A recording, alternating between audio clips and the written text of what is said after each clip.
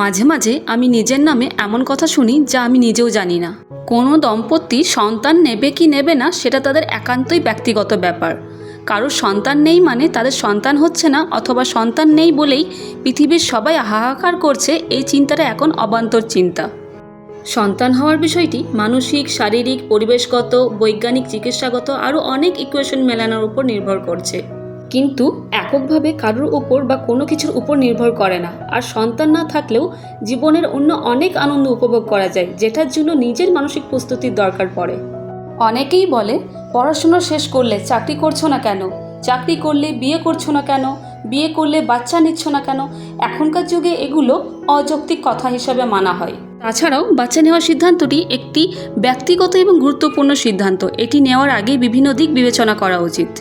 এমন না যে আমরা বিষয়গুলো জানি না, তবুও এই প্রশ্ন করে মানুষ যে সুখ পায় তার কাছে বাকি সব নস্যি মনে হয়।